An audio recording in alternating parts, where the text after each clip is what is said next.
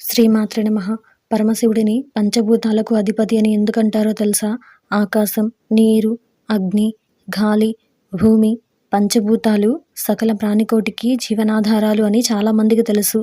శివ పంచాక్షరి మంత్రమైన న, మ, సి, వ, య అనే బీజాక్షరాల నుంచి పంచభూతాలు వచ్చాయని, వాటి నుంచి సమస్త విశ్వం పుట్టిందని పండితులు చెప్తున్నారు. పరమేశ్వరుడిని లింగ రూపంలో దర్శించుకుంటే సకల శుభాలు కలుగుతాయని చాలామంది భక్తులు నమ్ముతారు. శివాలయాలు ఎన్ని ఉన్నా కేవలం పంచాత్మక స్వరూపుడిగా శివుడు లింగ రూపంలో దర్శనమిచ్చే క్షేత్రాలు కూడా ఉన్నాయి. ఆ క్షేత్రాల గురించి ఈరోజు ఈ వీడియోలో చూసి వివరంగా తెలుసుకుందాం. అంతకంటే ముందు ఈ వీడియో కనుక మీకు నచ్చినట్లయితే లైక్ చేయండి, షేర్ చేయండి. అలాగే మరెన్నో ఇలాంటి ఆధ్యాత్మిక విషయాల కోసం మన ఛానల్ని సబ్స్క్రైబ్ చేసుకోండి. ఇంకా విషయంలోకి వెళ్తే, పృథ్వీలింగం, ఆకాశలింగం, జలలింగం, తేజోలింగం, వాయులింగం వీటినే పంచభూత లింగాలు అని అంటారు. వీటిలో 4 దేవాలయాలు తమిళనాడులో ఉండగా ఒకటి మాత్రమే ఆంధ్రప్రదేశ్ రాష్ట్రంలో ఉంది. పంచభూత లింగాలలో ఒకటైన ఆకాశలింగం తమిళనాడు చిదంబరంలో ఉంది. పరమశివుడు ఆనంద తాండవం చేసిన ప్రాంతంగా ఈ ప్రాంతం ప్రసిద్ధి చెందింది. అందుకే శివుడు నటరాజస్వామి రూపంలో అక్కడ కొలువై ఉంటాడు. ఈ దేవాలయానికి ఉన్న 9 ద్వారాలను నవరంధ్రాలకు సూచికలుగా చెబుతారు.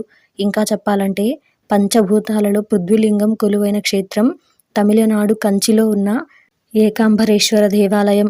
ఈ లింగాన్ని పార్వతీదేవి మట్టితో తయారు చేసిందని స్థానికులు చెబుతున్నారు.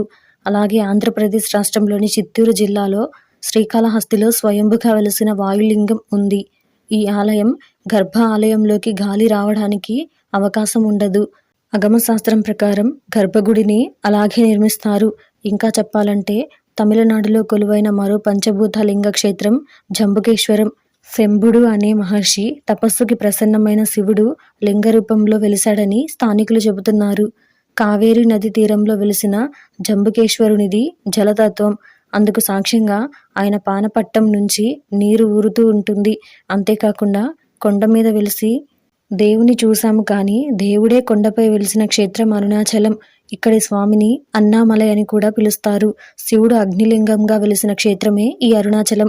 అగ్నితత్వానికి గుర్తుగా ఇక్కడ కొండ కూడా ఎర్రటి రంగులో కనిపిస్తూ ఉంటుంది.